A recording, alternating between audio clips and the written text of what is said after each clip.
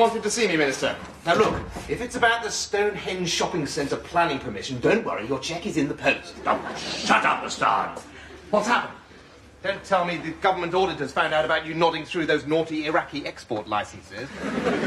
I thought they were tins of baked beans. Oh, come off it, Minister. Since when did tins of baked beans have instructions in Arabic to pull out the pin, count to 15 and lob at the enemy? Never mind about that now. What I want to talk to you about is something far more important. I am talking about total financial ruin for the whole country. Oh, really? Yeah. Do go on. Well, sit down, Mr. Now then, what has been the linchpin for Tory success since 1979? North Sea oil. All our tax cuts, all our unemployment handouts, everything has been subsidised by North Sea oil. Now, have you heard of Professor Eugene Quayle? The government's chief scientific advisor? Yes. No, never heard of him. No. Well, this morning he came to us in Cabinet and told us that the oil is running out. Oh, no, how awful for you, Minister. Oh, well, tum-ty-tum, nothing lasts forever, not even sex with me. Well, the oil won't even last that long. We thought that we would be self-sufficient in North Sea oil until about 2015. Then last week, Quayle double-checked his figures and it seems there's only a teaspoonful of the stuff left. Oh, dear, oh, dear, oh, dear. So when the computer said 2015, it actually meant 8:15. Well, why don't you sack him? Well, he knows too much. He knows bugger all about oil. Well, it's not really his fault. Apparently, the figures were tampered with by someone at number 10. Someone who was very important. Someone who now lives in Dulwich? Right, sir, yes. Apparently, the computer disk with the real information on it was only discovered when the builders knocked down the partition wall between her bed and Dennis's. I mean, it just doesn't bear thinking about. We're in for a slump that'll make the crash of 1929 look like the first day of Harrod's sale. Oh, no, how absolutely frightful for anyone who didn't have the foresight to buy an enormous holiday home in the West Indies. Anyway, we have decided to go to the country as soon as possible, then batten down the hatches until the fiscal storm has blown over. I see. And why are you telling me all this? Suppose you want me to pop down to Ladbrokes and put an enormous bet on Labour for you, do you? I am telling you because the galloping major wants you to mastermind our election campaign. Me? Yes. Why? You know, because you're energetic, you're radical, charismatic. Especially compared to the PM. And after your guest appearance on Coronation Street, you're the best-known Conservative in the country. Yes, I am, aren't I? Mind you, it's not a difficult job. Most of the cabinet are so anonymous that any of them could go on What's My Line and the panel wouldn't stand a chance. Apart from the mime, which would be a giveaway, wouldn't it?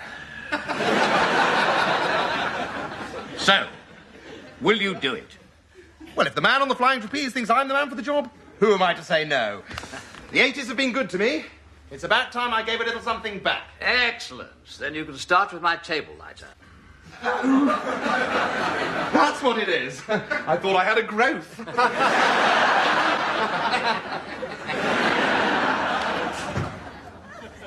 Here's that chap. Dervish. Oh, I love elections, Alan. I got ever so excited at the leadership ballot. I remember, Piers. It took us ages to clear up that mess. Piers, you never actually told me who you voted for in the leadership contest. Mrs. Thatcher, of course. Yeah, but in the second ballot. What second ballot? Piers, do you actually know who the Prime Minister is at the moment? Yes, of course. Who is it, then? Well, he's a tall, grey-haired chap. Glasses. Hang on. Major Michael Douglas, you know, the actor. Piers, why don't you just give up the pretense, pull off the humanoid face mask and admit that you come from the diseased plague planet Zarg? So you're a big fan of the Prime Minister, then, are you, Piers? Oh, yes, I've seen all his films. Good. Because an unusual mind like yours is perfect for the glamorous world of media manipulation. I want you to set up an advertising agency. Yes, but I don't know anything about advertising, Alan. Doesn't matter, Piers. You don't know anything about politics, but you're a member of Parliament. Anyway, look, it doesn't matter. I'll write all the commercials. All you have to do is to sign the large imaginative invoices I draw up, and then I'll keep all the money. Okie dokie. Okie dokie. Ah! I've had a fantastic idea for an election poster, Alan. That was quick. That's it, is it? It's a little plain for my taste. A big picture of the Prime Minister. Yeah. And underneath the words, vote conservative. No, Piers, it's too sophisticated. It presupposes that the British electorate can handle complex abstract concepts like vote. No, it seems to me we need to get to the real heart of the British voter. What do you mean, offer them a strong leadership and prudent financial management sort of thing? No. Offer them 4 free cans of lager and a night out with Gaza. And for the middle classes, free Marks and Spencer chicken granthams. What's a chicken grantham? Chicken Grantham, it's a new range in honour of Lady Thatcher of suburbia. It's just like a chicken Kiev, except when you cut it open, there's actually bugger all inside. Yes, but that's bribery, Alan. I know, it's good, isn't it? Anyway, Sir Greville poo-pooed my other idea for winning the election. Oh, yes, and what was that? Rounding up all known Labour voters in marginal constituencies and holding them in police cells till the ballot closes. That's awful, you can't do that. I know. Apparently that's how we got a landslide in 87 and Sir Jeeves on trial again. Alan? How did they trace the people who voted Labour? Oh, Piers, come on. All the ballot papers have a little serial number in the top right-hand corner. Everybody knows who everybody voted for. Everybody knows that. So they could find out that I voted Labour, for example.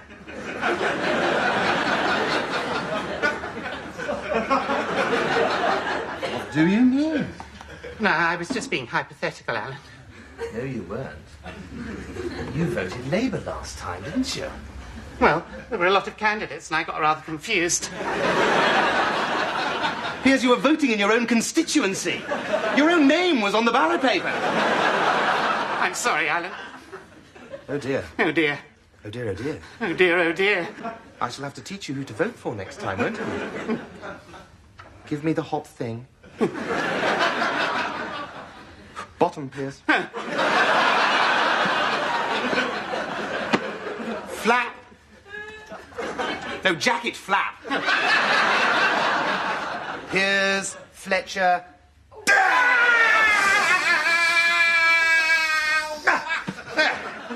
You'll know who to vote for next time, won't you? Pop in the booth, drop your trousers and stick your head up your arsehole.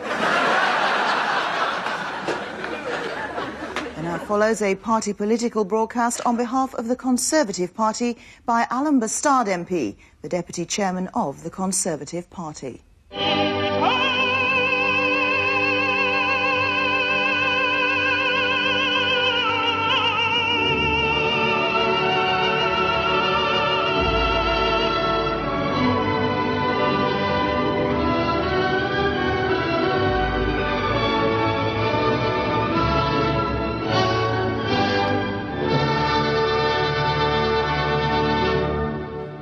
Good evening. Who in this country was not moved when that great Englishman, Gaza, wept bitter tears at the World Cup last year? People thought he was crying because he'd just been booked by the umpire and so would miss the final. But that was not the reason. He was crying at the thought that the Conservative government, the only government this young hero had ever known, was behind in the opinion polls. He was weeping at the threat of the return to power of a Labour rabble led by a bald Welsh windbag dedicated to destroying our prosperity, running down our currency, encouraging Satanist abuse of our children, spreading AIDS through their sponsorship of homosexual behaviour, abolishing the House of Lords, and executing the royal family. Gaza didn't want that for his children. Do you want it? For yours? Or do you want a government that lets you share in Britain's prosperity by offering you the chance of 5, yes, 5 free Sun Jackpot bingo cards with every registered Tory membership application? Yes. Apply now to join the Tory party at this week's once-in-a-lifetime special offer price of only £9.99. And you will receive a free Tarzan Teenage Hero Turtle T-shirt, a Gaza card ID, and the news of the world every Sunday for a year. But hey, don't join the Tories simply because we're right. Let's have a listen to what young Britons have to say. I vote Conservative because only the Conservatives can defend this country's sovereignty in the face of Jack Delors' expansionism. Yeah, I mean, if like our country gets like a Central European bank, you know, in Germany or something, I mean, how's our government going to keep its hands on the main levers of your fiscal policy? I mean, you've lost all control over your interest rates, your money supply, your public expenditure. You know what I mean? Interesting stuff. And what about working women? What are the Tories doing for them? Well, Labour claim to be the party of feminism, but only the sound... Fiscal. Fiscal policies of the Tories can create a climate in which the labour force continues to expand and job opportunities increase. Well, there you have it. Well, I certainly did. Ordinary young people picked at random. They're going to vote Tory. Are you? Or are you really stupid? Good night. Dear Alan Bastard, I think you're bloody great. I've had a gizzard full of lefties telling us we ought to look after the less well-off. Bugger them. I'm with you, Al. Magic. All the best. Melvin Bragg. Hi, AB. Let's break balls. All right.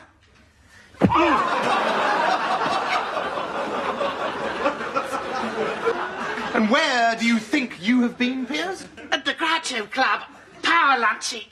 Don't be ridiculous. You don't know anyone powerful apart from me. Ah, well, that's where you're wrong. I just done a deal with the owner of the biggest chain of poster sites in the South. Biggest in the South? Yeah, I knew you'd be impressed. It wasn't easy, and it wasn't cheap.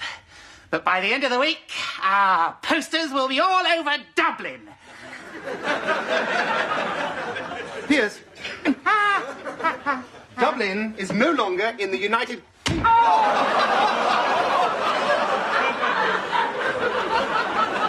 Sir Greville, welcome to the war room. Look at that.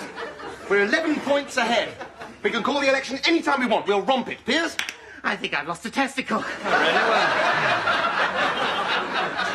What is this idiot doing here? Why is he dressed like a breakfast television astrologer? Piers here is in charge of the media. Perfect choice, really, being mediocre. Send the dolt out for a comic. I want to speak to him in private. We're going to get a comic dolt. He wants to speak to me in private.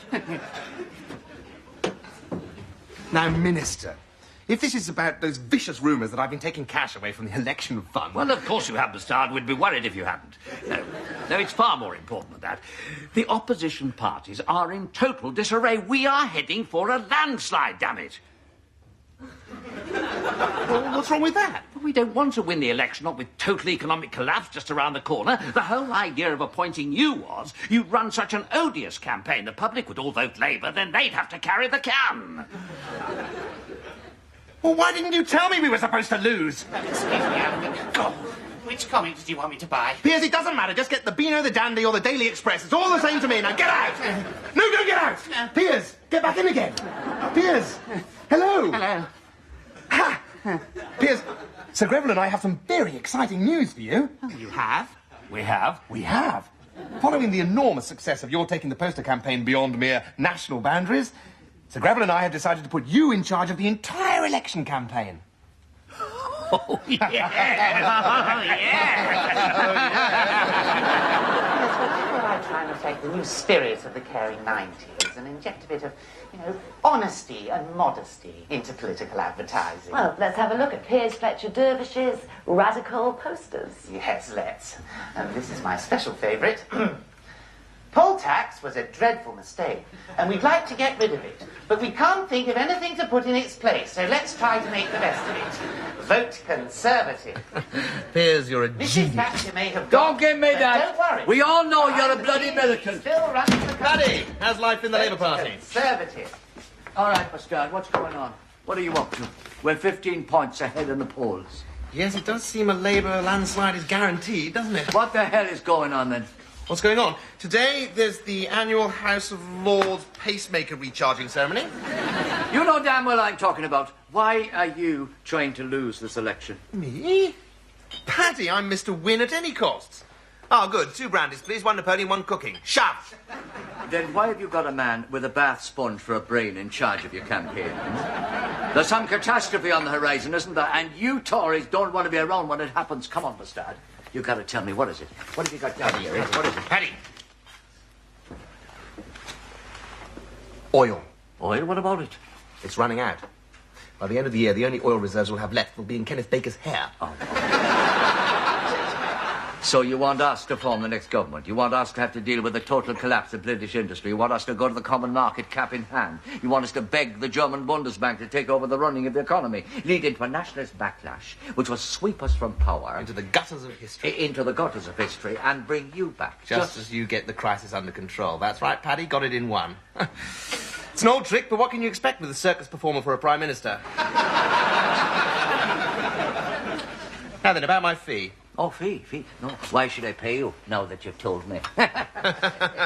Because I haven't told you, Paddy, how you're going to avoid forming the next government. How?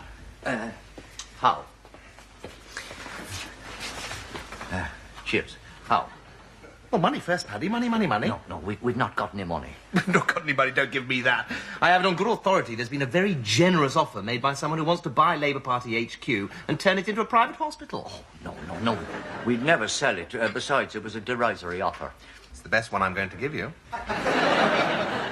Oh, you mean you... All right, I'll talk to Glynis. Cheers. Splendid, Paddy. Well, you raise the cash, and I'll tell you how to lose the next election. Oh, thank you very much, Alan. Not at all. Nice. By the way, have you ever wondered why this place is called the smoking room? Yeah, I've no idea why. I'll show you. You! Labour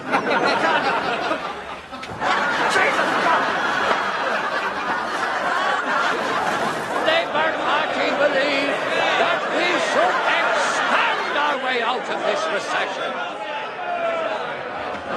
And so, Mr. Speaker, I am proud to be the author of our new policy document. Spend now, worry later. If elected, we shall double old age pensions. We shall eliminate health service waiting lists and introduce free university education for all, and also abolish value-added tax. We cost these proposals at approximately £700 billion in a full year. Yes. And how do you intend to pay for all of this? There,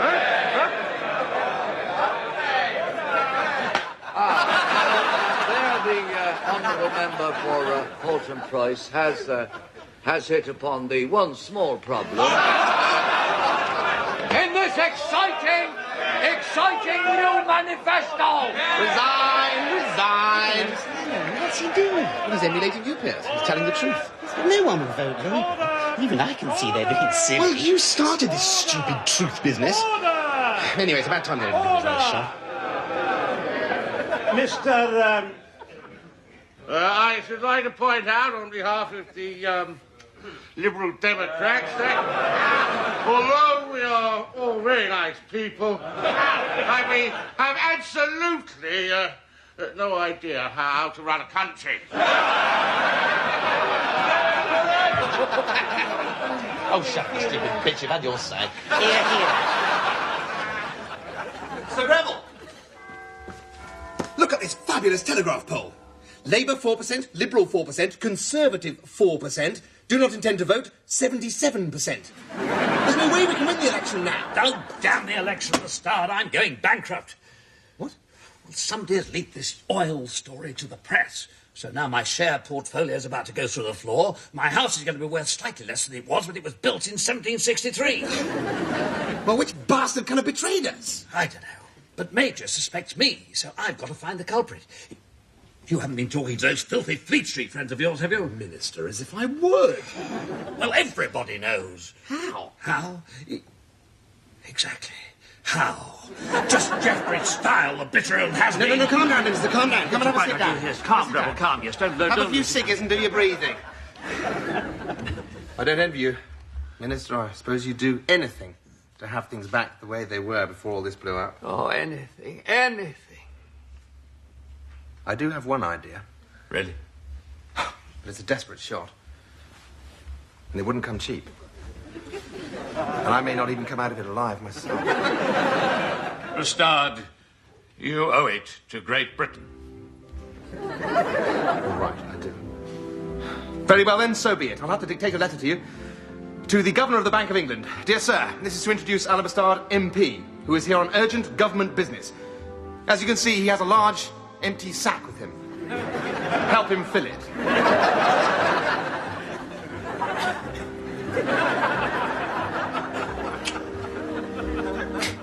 Professor Eugene Quayle, please. Well, wake him up then. Eugene? Alan! Listen, it's time to tell them all it's been a ghastly mistake.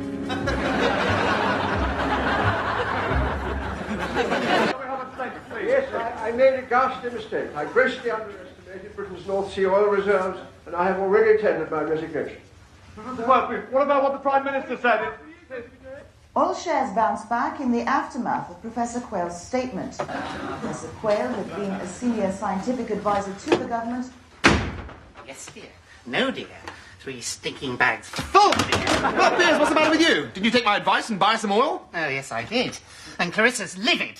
I've got 2,000 cases of Mazzola in the garage, and she can't get her motorbike out. Well, never mind, little Piers. Just give me your wallet. No, no. Give me your stupid wallet. There. Here's £50,000. Go on. Pop out and lose your virginity. You're giving me money? That's right. Merry Christmas, Piers. By the way... Well, I'll be back then if you don't want it. Oh, no, Clarissa. I'll bite. Eugene! Never mind about the mat. Come in. Well. You don't look like a chap who's just lost his job and his reputation and his pension plan. Oh, yes, I am. I'm broken-hearted. I've got a wife, 3 children, and a mortgage. Oh, poor you. Oh, well, never mind. Here's £1 million for helping me bring off the greatest stock market scam this century. And to think I was just a struggling civil servant. Till I bumped into you coming out of that naughty transvestite club. Do you know, I must be the first person ever to make a profit out of being blackmailed. Well, Eugene, these are the caring 90s. Oh. Ooh. Real silk? Or Janet Rager. Nice.